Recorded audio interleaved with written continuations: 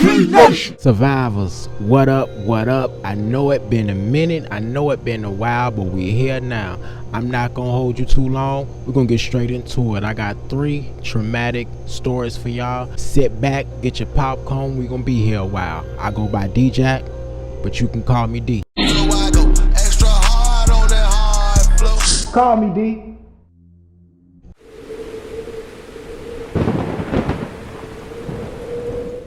It's 1 year after leaving rehab, and after several mandated therapy sessions, a 26-year-old woman named Cindy will start to gain bits and pieces of her memory from a tragic night that she hoped to forget. Flashes of a man named Ryan she once used drugs with slumped on the kitchen floor, needle in his arm inside of an abandoned home. That night ended with Cindy herself in cuffs with the charge for manslaughter, but later dropped not having enough evidence to convict her for the crime. So it was seen as an accidental OD. When asked if they were using the same drug, why didn't it affect her the same? She explained she hadn't used that night, accusing the now deceased Ryan of assaulting and robbing her before she could use them herself. Drugs she had bought just 30 minutes before Ryan showed up. It was a bittersweet ending, having the man who beat and robbed you ultimately save you from your own demise. A lot of rumors surrounded the case, calling Cindy manipulative, sneaky, saying the relationship was way more than what Cindy had let on. But as suspicious as it all was, there was nothing concrete to back it all up. So with help from a voucher, she landed a place not far from where she grew up, but the environment being totally different. While going through the whole process, her father had passed away, devastating her even more not being able to attend the funeral. But he did leave her his old beat-up white box Chevy and a bank account with over $5,000. Her sponsor took Cindy by her father's house, where other family members now live, to pick up the car, giving her a tight hug and kiss before they went their separate ways. She stood in front of the house for a brief minute, wanting to walk in, but remembering just how much family had her back, believing she was guilty. Already the designated black sheep, it wasn't hard to deem her the bad guy, but her dad was always supportive, no matter how bad off Cindy became.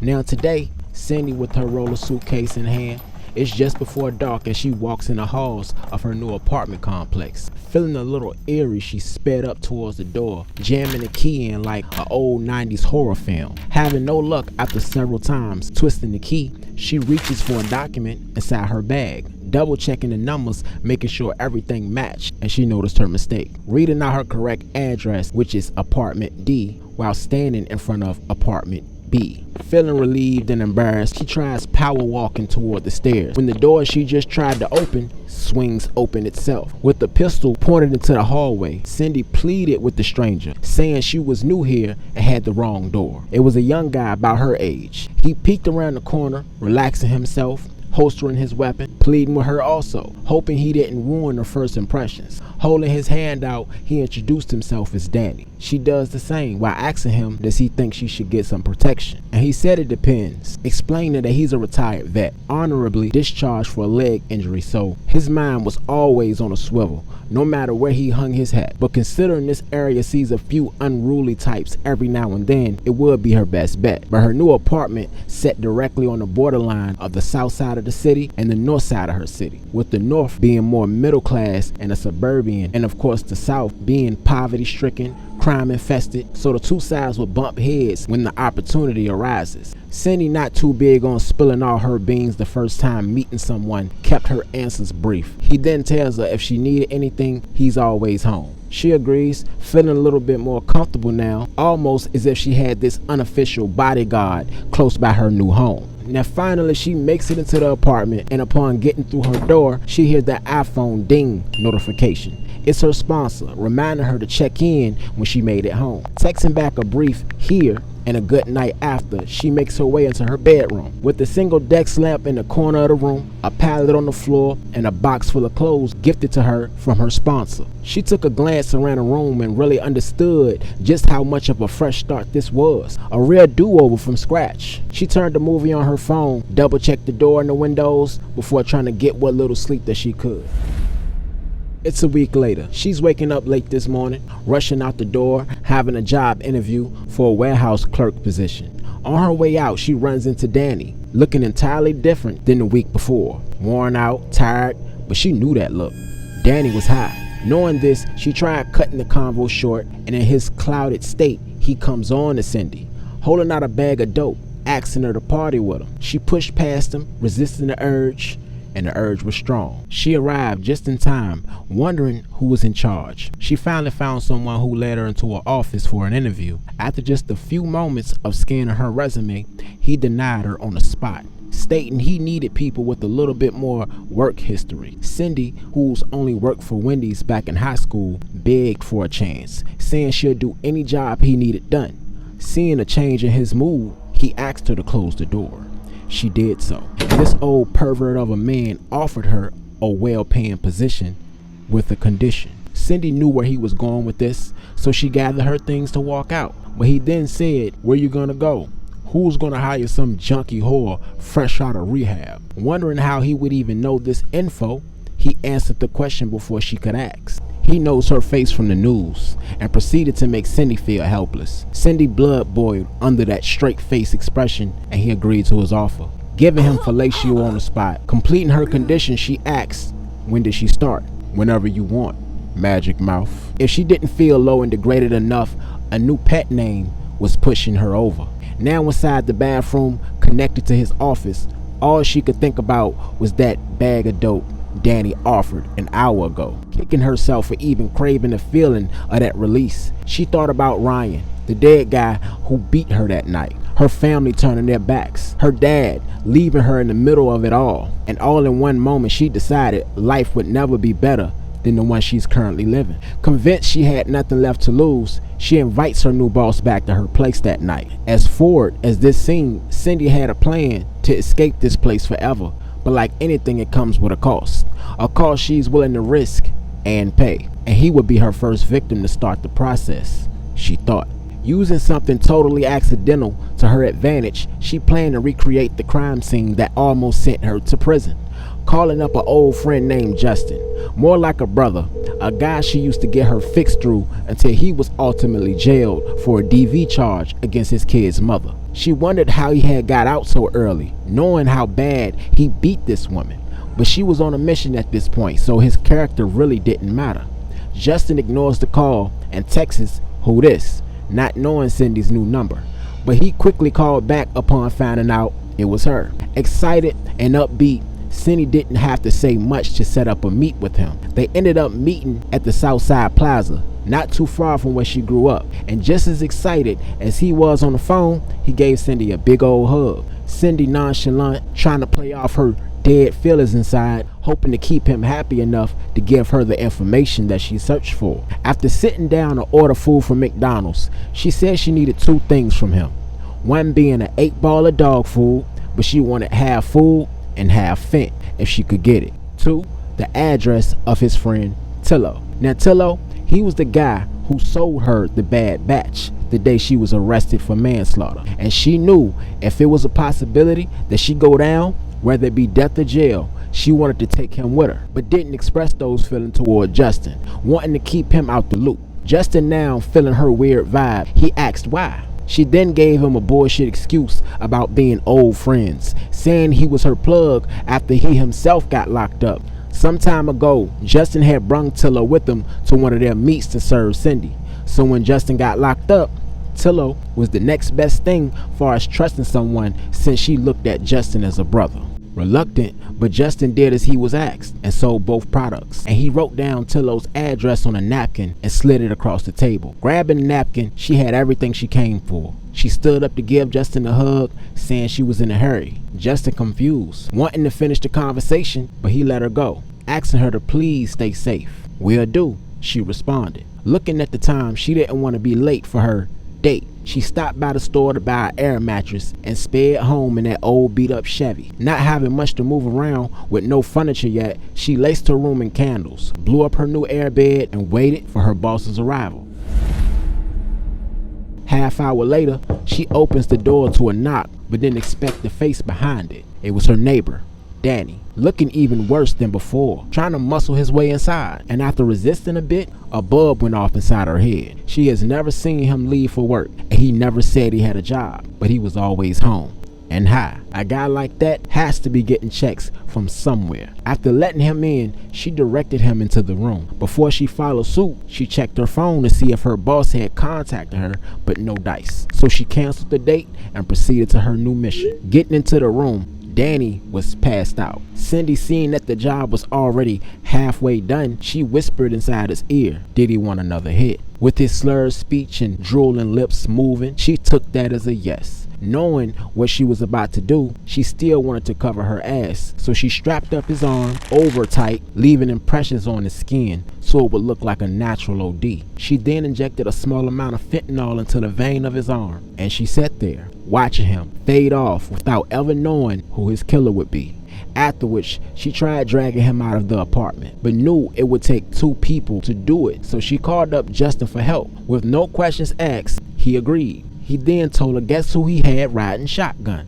It was Tillo. And in her mind, Christmas came early. She'll get a 3 for the price of 1. Before Justin got there, she pat Danny's pockets for his phone, but couldn't find it. She ran out to his apartment, the door being slightly cracked. She entered this putrid smelling home, seeing his phone clearly on the coffee table. She picks it up, hoping there wasn't a lock on it, and her prayers was answered. Going straight to all his banking apps, the first stop, Cash App. Taking out her own phone, she searched her contact list and transfers everything to her boss with the message saying, all for you, baby. Because she now had his contact, his Cash App sign shows up automatically.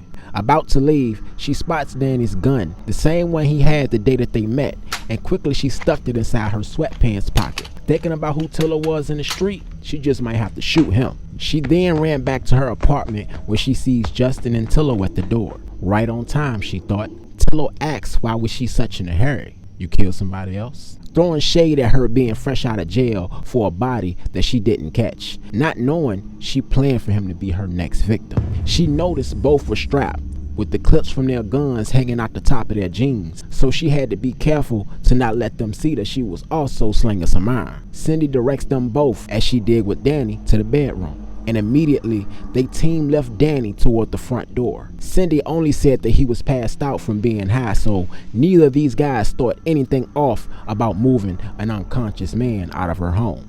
After dropping Danny off into his bed, they noticed a duffel bag on the floor by the nightstand. Both looking at each other, thinking the same thing. They checked it out. It was way more than what they expected. Filled to the brim with bricks of money. They take the bag, making their way towards Cindy's door. But before they walk in, Tillo stops Justin, saying, let's just go. Why we cutting the bitch in? She ain't find it. We did. But an angry Justin checks him on his language when he's speaking on Cindy. Plus, motherfucker, she the reason we found it. She like a sister to me, boy. Fuck around with you. I thought y'all was cool. Tillo goes on to say she's cool. She just hot right now. And he really don't trust her at all. Tillo obviously lying about his reasons because he knew what he did that night of her arrest. When Justin picked him up earlier, Tillo didn't know where he was taking him. So when he finds out it's Cindy, he was nervous, anxious to get the fuck out of there by any means necessary. Hearing the ass end of that conversation, Cindy swings open the door. Trust me with what? She then saw that unzipped duffel bag full of money, and with wide eyes, she kicking herself inside her mind. Why didn't I check the rest of that fucking house? But what's done is done. Justin passed Cindy the bag and asked her to count it while him and Tillo had a talk outside the door. But she disputed that idea, saying she didn't want any of her neighbors picking you motherfuckers in the lineup, and said to just talk inside the bathroom. Everyone entered the apartment, and with Tillo in the front, Justin pistol whipped Tillo over the head before they could actually reach the bathroom, rendering him unconscious. Cindy, what the fuck you do that for? You know why I did it. I'm not stupid. I know this motherfucker sold you that bad batch. He got a big fucking mouth, telling anything with a fucking pulse he sold you that bag. But I didn't believe it until you met up with me and asked for his address. But you don't need no more blood on your hands. I got this. And don't worry, they won't find out about Danny either. She looks at Justin confused, as if she don't know what the hell he mean by that. And he told her he knows a dead body when he sees one. Totally mind fucking Cindy to the 3rd degree, because now she felt bad that she had to kill him too.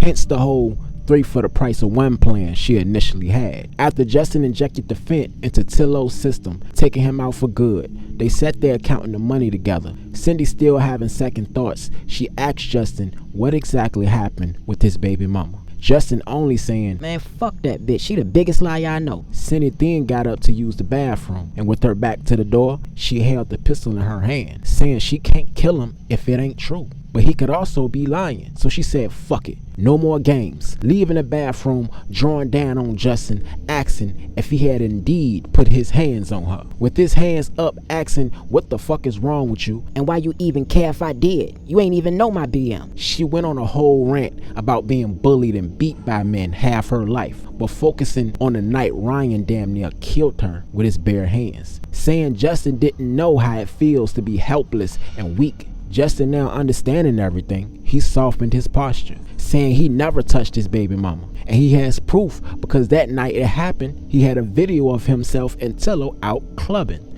the actual reason he was released so early. His baby mama had actually got her best friend to help her beat on herself to get him locked up for something he didn't do. While Cindy breaking down in tears, Justin grabs the gun and he hugged her tight, letting her know he would never let another man hurt her. And she believed him. The only man other than her late father who always kept it honest with her. She kissed Justin and he did the same in return.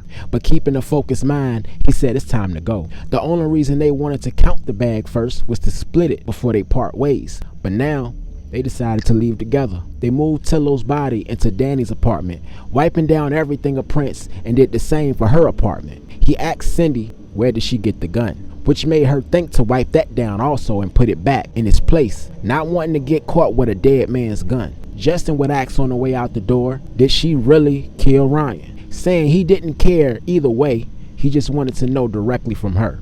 She said no, Ryan killed himself, and Tillo helped him do it. They packed up and made their way to New York City, thinking it's easier to hide in plain sight with more people around.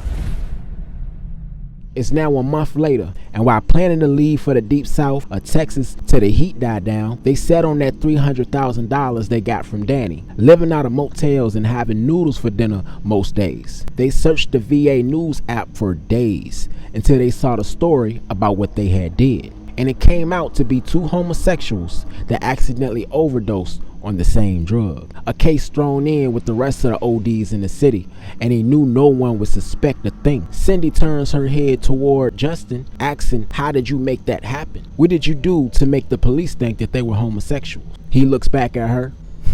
You don't want to know. They laugh it off and finds out more news about the case. Funny enough, Cindy's ex-perverted boss was arrested for a while after tech forensics saw the money transferred into his account.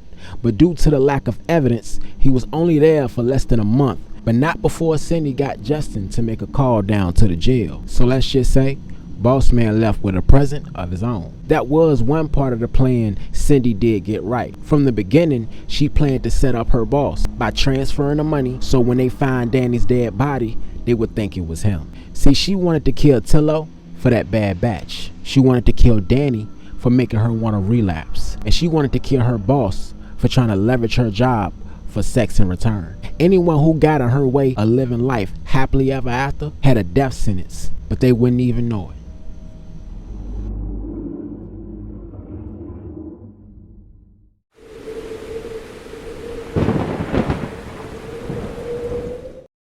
In the heart of the city lived a family of 5. Mom, dad, 3 sons who were 9, 7, and 2 years old. They come from your typical urban background with some times of the year being good and sometimes being bad. Dad, a reformed street guy in the process of transitioning into civilian life, landing a hefty paying factory job. Not an easy feat for a person who caught several bodies, robbed many people, sold thousands of dollars worth of dope to his own community, destroying countless families. And Mom, also growing up a street kid, meeting him along the way was the Bonnie to his Clyde, on the same path, just in a different way. She was into stealing identities and committing bank fraud, but now today she attends college courses to one day become a nurse. It's only a miracle neither has been caught or charged with the felony thus far, having just a few misdemeanors for drug possessions. They were the real life Tommy and Keisha turned into the Huxtables, but they still went through the regular ups and downs that any family coming up in an impoverished neighborhood. Now we get to a point where they needed someone to watch the kids during the day, since the parents became so busy. Mom working during the night, Classes during the day, dad working 12-hour swing shifts, so with a little help from family members watching their 2-year-old Caleb and their newfound babysitters, the Collins, watching their older boys Cameron and Kane, it was a big load off for them. So upon meeting the new guardians, they come off as conservative, nice, how you would normally expect human beings to act as first impressions go, and the kids were excited. The Collins, they had one child of their own and 7 other kids they watched during the day. So this new addition made it a full house of 13 people from early AM until after 5 PM. Depending on schedules, they could likely be there a lot longer. They got to be around other kids and make new friends, so during the first day, the kids are having a great time. The oldest child of the 3, Cameron, he was going through a temper phase. Those were the words his mom had on repeat and believed it would subside as he got older. But this was something they dealt with since he was at the very young age of 3. But mom always had a reason or excuse for why his behavior was so bad. Dad disciplined him when he could, but couldn't spend as much time with him as he would like. Now 1 week into this new environment, everything is smooth until one day all the kids are finishing their PB&J, chips and juice on the side, and Cameron, he asked Mr. Collins for another juice, saying they were too small for him, asking why can't the bigger kids have 2 instead of 1. He tells him no in a way that the kids never heard him speak until now. Cameron slams his fist on the table, stumps off into the living room where he sat in front of the TV with his arms crossed. After, everyone's eyes darted towards Mr. Collins as he followed after, thinking he'd probably get a good old talking to, because that is the most of discipline they've seen thus far. And the middle child, Kane, all of a sudden hears his brother scream, but a millisecond later, silence, as if somebody closed the door to the room that they were in. But there was a wide opening leading to that area of the house with no doors. Kane, he quickly gets up, checks on Cameron, and could see Mr. Collins holding Cameron by his neck, pressing his back against the living room wall. Kane screamed for him to leave his brother alone, but only got a loud and aggressive "Shut the fuck up, little boy." in return, as Cameron himself kicked and punched Mr. Collins, not giving any effect with his small limbs compared to this fully grown man. Miss Collins runs in, breaking him apart from Cameron, screaming for him to get out. "Not again," she said to him. Cameron, kneeling on the floor, coughing and holding his neck, cried out for his mom as loud as he could until Kane went to calm him down. But as if the ordeal never took place, Cameron went back to his original place where he sat to watch TV again. Kane looked at his brother, wondering if he should be worried, but just was glad that it was over. The brother didn't speak on the incident when their dad picked them up, almost scared of what would happen if they did. That night at home, Kane asked was he also scared to tell mom and dad like he was, and Cameron replied that he's glad Kane didn't open his fat mouth this time, and says not to worry because Mr. Collins would never bother them again. And so you have it. The brothers make a pact to stay silent. The next day comes up and 10-year-old Cameron has a look of determination as he walked in the home of the Collins. Hours into the stay, Cameron gets up from the table and in front of everyone proceeds to walk upstairs, a place where they all know is forbidden to them. Mr. Collins screams his name, but he keeps walking. In disbelief, Mr. Collins hesitates for a minute, then follows him upstairs. With all the lights out, Cameron disappears into the shadows, making him think he almost likely went into his son's room. Now, sprinting up the stairs almost at the top, Mr. Collins feels an ice cold shatter over his knee, making him tumble backwards down the steps. Once hitting the bottom, he looked up to see Cameron with a blank expression, holding his dad's utility hammer. Meanwhile, their mother gets a call while picking up their baby bro, Christian. It's Miss Collins, screaming through the phone at her, accusing her son of hurting her husband, demanding her to pick up her demon child before she calls the police. Mom, knowing her son's anger, pulled up with the bias of punishing Cameron. As she pulls in, there's her boys, sitting on the porch alone with their backpacks. Understandably mad at Cameron, she's equally pissed that they were thrown outside like dogs to be alone. Kane, watching his mom bang on the door, he screamed how sorry he was. Then her mood changed. She asked, "Why? You did nothing wrong." became hysterical, said that he should have told her what Mr. Collins did to Cameron yesterday, and maybe Cameron wouldn't have to go to jail now. He sat in silence, the same way he did after Mr. Collins almost choked him to death the day before. The door swings open right after hearing this news. A limping Mr. Collins, using a 2x4 for a cane, with a blood-spotted white bandage covering his forehead, says to leave his property before he calls the police. All the restraint in the world couldn't keep her from exploding right now. She reached inside her purse for the pocket rocket she still carried around for protection, pointing towards Mr. Collins' direction. She yells for the kids to get in the car Now. demanding to know what he did to her son. Mr. Collins, paralyzed with fear, couldn't speak the words. As the kids sat in the car, watching their mom in full gangster bitch mode, Cameron reached for his mom's phone sitting on the armrest to call Dad. Kane rolling down the window to better hear what's being said, but can't understand the words over all the loud yelling. Dad picks up, Hey, baby, just 4 hours to go. Cameron cuts to the chase and yells out, Mommy has a gun on Mr. Collins. She needs you, Daddy. knowing there's nothing he can do over the phone. He informs his boss and races over.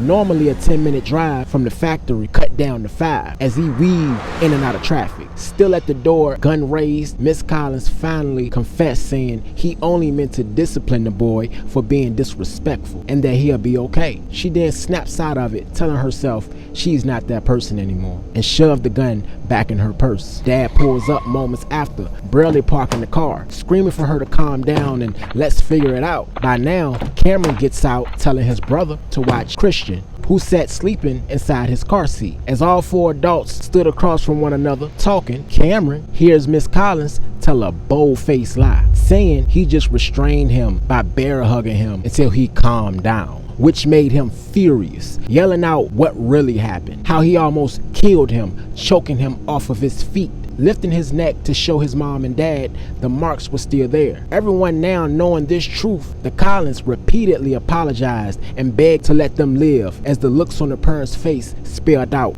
murder. Seconds later, Dad now reaches in the purse for the same weapon, and before he could fully pull the gun, they hear the police sirens blurring as they pulled in. Cameron, standing directly under his father, snatched the gun from his hands. Caught off guard, he tried chasing Cameron, but Cameron gave him a look of assurance, and somehow he knew what his son planned to do. Walking back to the car, Cameron placed the gun inside Kane's backpack, making another pack for silence, but for real this time. The officer, already armed, walking toward the 4 adults, telling them all to show their hands, saying they got a call from the neighbors about a dispute involving a woman having a gun. Miss Collins hysterically pointing toward their mother, thinking they were now in the clear. The neighbor who made the call walks over with his phone in hand. The officer commands him to stay back, as the neighbor raises his arms, assuring he's the one who called, saying he had evidence that these babysitters were lying. Mom and Dad confused, looking at the neighbor, asking what evidence. He turned his phone around, and there was Mr. Collins in 4K, choking their son to death.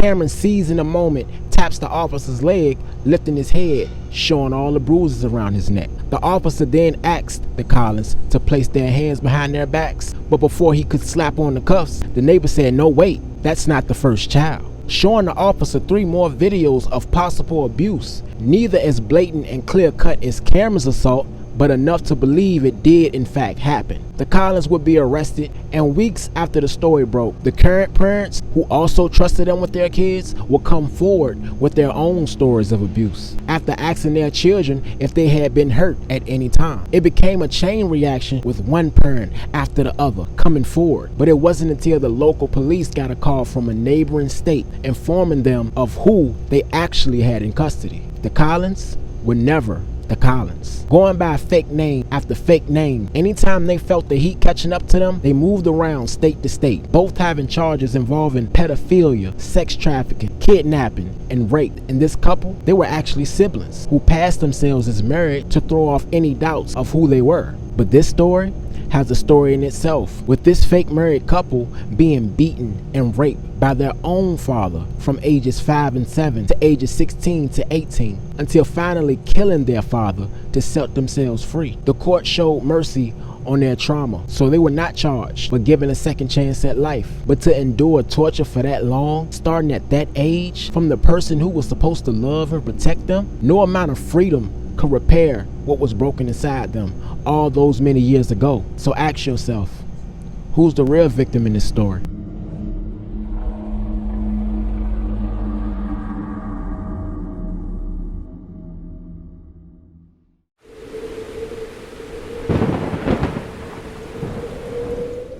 It's 2 a.m. when a cop stops 3 young boys for fitting the description of a crime. The leader of the group, Terrence, had been trained and taught very early on how to deal with cops, but mostly white cops. So this calm, respectful, but no-nonsense teenager handled himself appropriately towards the officer, giving up his ID as well as his 2 friends. But the officer didn't buy the whole good boy act, telling all the teenagers to turn around so he could pat them down. But Terrence denied the search, saying he had no probable cause, which was true. With both his hands clearly in the air, the officer still draws down on them. Terrence screamed that he fears for his life and pleaded with the officer to put down his weapon. Our hands is up.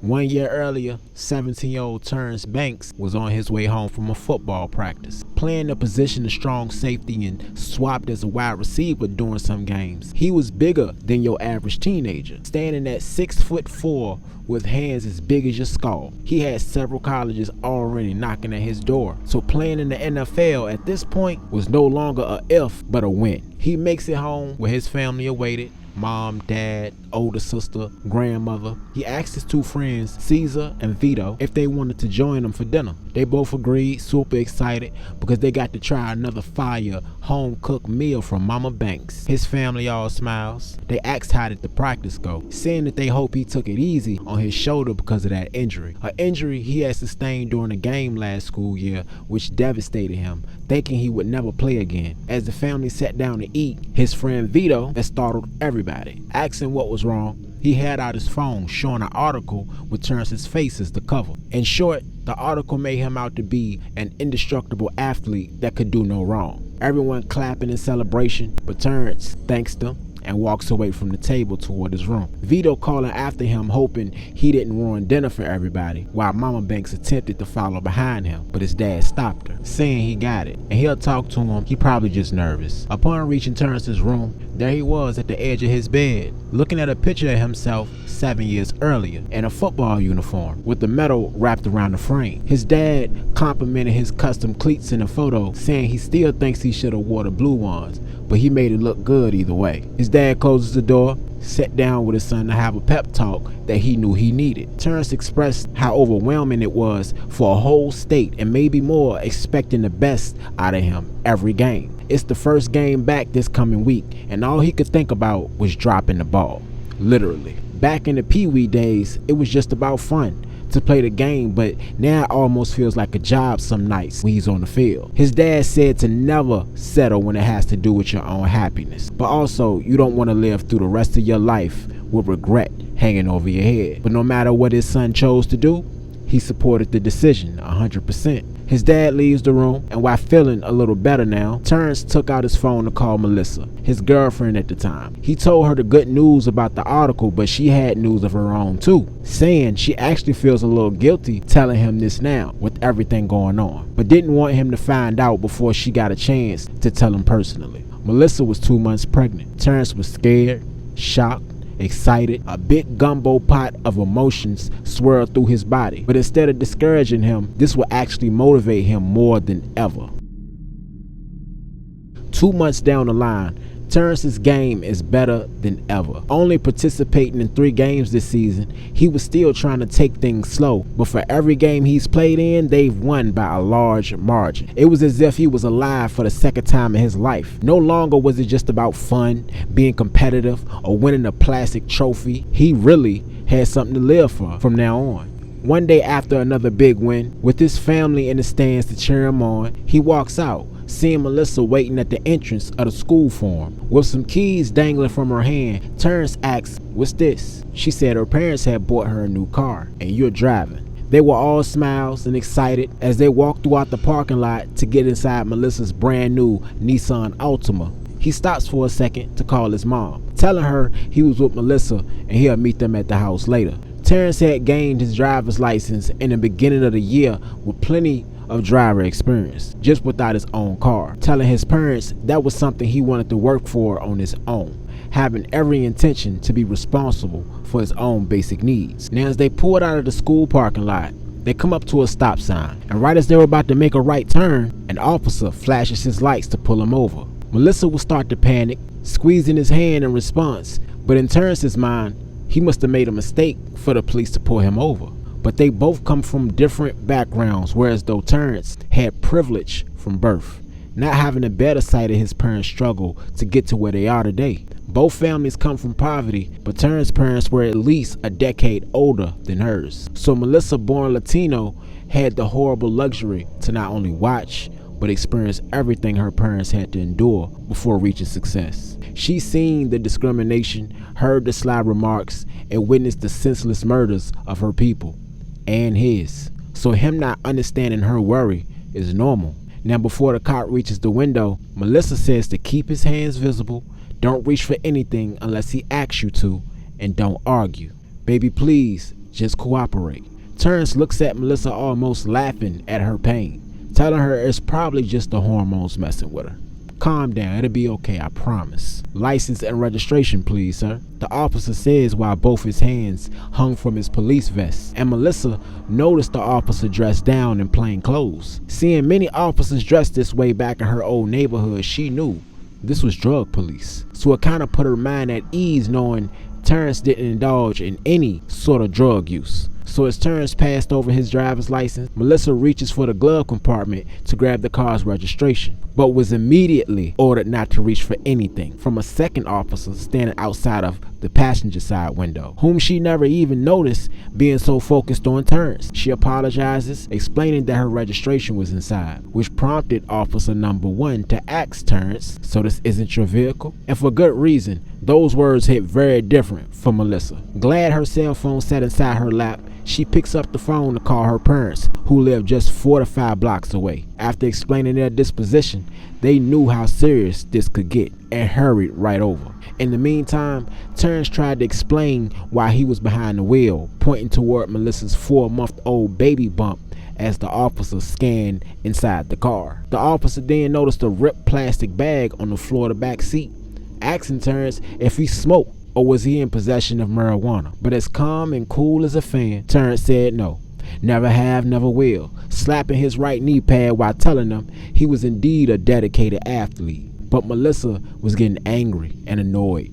She had received that question in a more hostile manner than her boyfriend could ever understand. She interrupted the conversation, saying the car was purchased this morning, so even if he did smoke, this is his first time ever stepping foot in this vehicle. I get that, Miss Baez, but I have to ask before I go any further with the process. Terrence holding her hand, assuring her everything would be fine. We both know I don't smoke weed, so don't even trip out like that. We good. Just be cool, babe, please. Melissa sits back, picking up her phone again to call mom and dad once more. But here they are, pulling up over on the opposite side of the street. The only time during this stop Melissa's heart wasn't doing backflips. Her parents immediately walked towards them, identifying themselves as sole owners along with all the paperwork and documentation that they would need. Both officers, with one hand out, the other hand on their weapons, asked them to stay back while conducting the stop. Melissa tried chiming in and confirming that these are indeed her parents, while Terrence does the same. With everyone all talking at once, visibly making the officers anxious and nervous, they get a little aggressive. The father tells everyone to calm down. We don't want any problems, saying that they will stand on the sidewalk until they are done. They finish the process, and after giving Terrence back the ID and registration, they apologized to Melissa's parents for the inconvenience. When they got back home, they called Terrence's parents about the situation, and they also pulled up, living just 2 blocks away. As both families sat around the living room feeling worried, angry, or simply put, tried, there was one person in this room with a different outlook, and that was Terrence. He asked everyone why was it such a big deal to be pulled over, and Melissa, with the ripped piece of plastic that the officers tried to deem as probable cause, held it in front of him saying, this could have gotten you killed. He doesn't get it. Like, what, a piece of plastic? A piece of plastic that the new car manual comes inside of when you buy it. Then Melissa's mother darts over to his parents. You haven't told them? They sat in silence for a second and asked their son to sit down, while everyone else is wondering how could he not know about the way things were and still are today especially with social media, YouTube, podcasts, etc., etc. They said that they will talk with Terrence once they get home, but as of now, let's just be thankful that they're okay. Everyone agrees except Terrence, actually annoyed, now saying that they were the reason things even escalated. Melissa panicked before the cops could even show his face. Then her parents jump out the car, rushing over to the car, and if that wasn't bad enough, y'all argued everything they inquired about. That would make any cop, no matter skin color, get aggressive with you. He said, I get it. I didn't go through the struggle like y'all did, the racism, the discrimination, but I'm not a baby, nor am I a fool. I know what used to happen and what still happen until this day. But just like all cops ain't racist, all of us ain't gotta be fucking ignorant. Leaving everyone speechless, he marches out telling his parents he'll be in the car before slamming the front door. They had a brief conversation before following suit, apologizing to Melissa and her parents for his little blow up. They all agreed Terrence did have valid points, but it wasn't as cut and dry or black and white as he thought it was. There's countless graveyards filled with people murdered by law enforcement, and we, the minority, would like to think a larger percentage of those people were in fact innocent. And for this part of the story, I want to have a moment of silence out of respect for those people that we've lost. More recently, Sonia Massey. Say her name.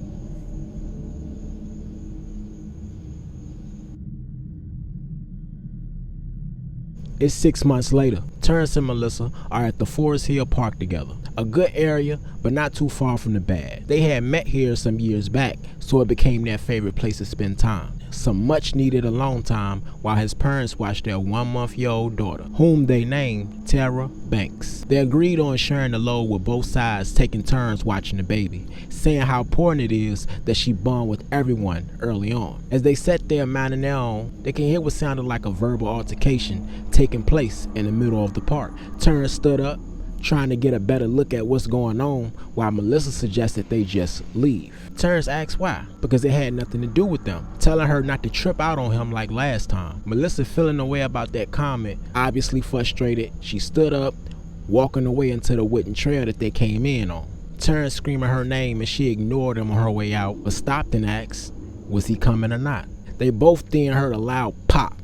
Turning around, there was a 14-year-old boy on the ground, bleeding out, while the person who shot him ran off into a different trail. With nobody lending their help, some with phones out recording, others too shocked to move, Terrence sprung into action, and Melissa does the same. Melissa asks Terrence to roll him over on his back and check him for an exit wound. He yells back that he found it and quickly took off his hoodie and shirt to place over both wounds, front and back. Melissa curses the crowd, asking did anyone even call the police yet? And an older woman confirms that she had called before the shooting even took place. She tries talking to the victim, keeping him awake. What was his name? If he knew who shot him? Is there someone that you want me to call? Terrence stands up, spotting the police across the park. He waved his arms in the air to their location. Upon the officer's arrival, Terrence and Melissa informed them of everything that happened before and after the shooting. But what this officer did next really changed Terrence's perspective of cops in general. Terrence stepping back, watching as the male officer rolled the teenager on his stomach to cuff him. Terrence, Melissa, the crowd, and even the female partner tried telling him he was bleeding out and needed help more than anything. He was the one shot. If you're looking for someone to arrest, he ran that way. He wasn't the one shooting. Somebody called his parents. Those were the words from several people watching in horror as this cop handled him like trash as he clings on to the little life that he had left. More officers from the distance run in, which prompted Terrence to have another blowout, yelling, "Where the fuck are the paramedics? Y'all not even helping this boy." God didn't leave his prey on scene this time, because here they were. Rushing in from a totally different direction of the park, the paramedics asked the officer to uncuff him to properly tend to his wounds and save his life. Terrence chimes in with the, "Are you deaf, motherfucker? What are you waiting for?" After releasing the boy, he walks towards Terrence, just staring him down with a smirk. Probably knowing he couldn't take him down alone, he walks away. Melissa pleads with him to leave right now. "We did what we could. Paramedics is here, the police is here, let's go." And he agrees. Back at home, Terrence cuffs his baby girl as if to protect her from the world, having conflicting thoughts about what he once thought was bullshit but now knows is reality. The story aired on the 10 o'clock news, and they were happy to find out that the boy actually survived.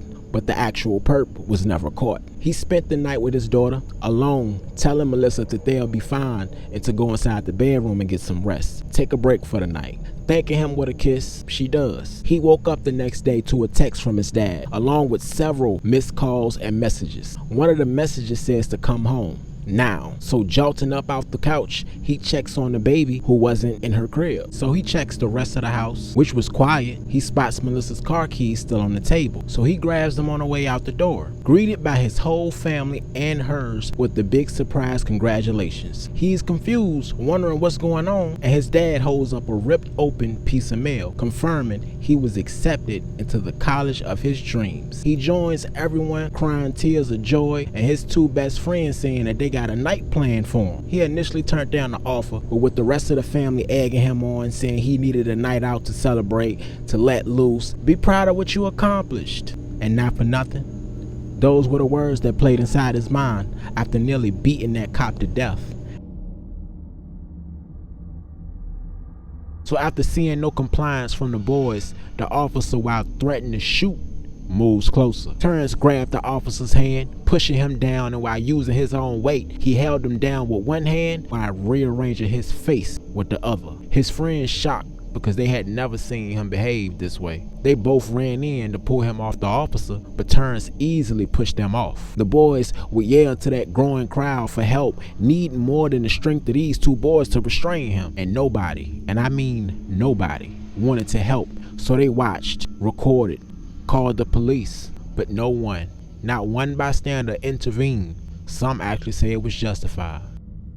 After Terrence tired himself out, before the officer's backup could get there, he laid face down on the ground with his hands behind his back, thinking about that 14-year-old boy roughed up by the cops the day before. He then told his friends to do the same, fearing that they would shoot them down after seeing their fellow officer in that brutal condition. He said if they want to kill us, the world will have to see it. They're gonna have to see that it's premeditated. Backup arrives but hesitate, never seeing anything like the scene that they were in right now. They put the boys on their feet and asked what happened, with other bystanders, store owners, and even security who saw it take place having their backs, speaking on their behalves. But nothing sung louder than the look of that officer's face, and they all were processed that night, and all their parents was notified. After a few days, his friends were not charged and released, but Terrence watched the whole city march for his own charges to be dropped also. An officer walking by the holding cell noticed his face from an earlier news break about a teen boy shot inside of a park. A fact that Terrence was totally oblivious about, but apparently he and Melissa was also recorded saving that boy's life. During the chaos and the running around, they were called heroes, but they never saw the rest of the clip, wanting to shut down that night and just be with his daughter. That cop who noticed him said that he actually knew the cop that he had beaten and agreed with Terrence's actions, but not how he went about it. Calling that cop racist, actually saying he had more complaints, disciplinary actions filed against him than any cop who worked at that station. And he told him he'll put a word inside the DA's ear, who so happened to be his wife. But Terrence didn't believe any word coming from a man in uniform at this point, black or white. So after some time passes by, Terrence makes his way to court with what felt like the world's support behind him. The court was full and the stance was strong. His family, friends behind him as the DA pushed for mandated anger management and a $5,000 fine. In a matter of weeks, Terrence had a crash course about the good and the bad. Not all cops are bad, and not all of us are good, but everyone makes mistakes. But you shouldn't have to die for them. Oh man, I hope y'all enjoyed them stories. This is the message that I want to leave with y'all through all that. Now I know it's been a long ride, but I gotta leave you with something. There's something that all three of these stories have in common. No matter where you from, who you are, where you been, but what does matter is where you going. That final destination. What type of legacy you want to leave behind. What name you want your kids and the generation to come to live under. I can only answer for myself, but imagine being any of these people in these stories that you heard today. Whether you let those struggles bring the best or the worst out of you, as long as you breathing, you can change the ending to your story, no matter how you started. But that's all I got. Y'all stay safe, y'all stay positive. Please stay sober. If you ain't moving, you losing, my boy. And we out. Call me, D. Hustler talk, no comment though, just paper chase. Chasing my dreams, my nightmares ain't got no money, just a cardboard sign and they existing so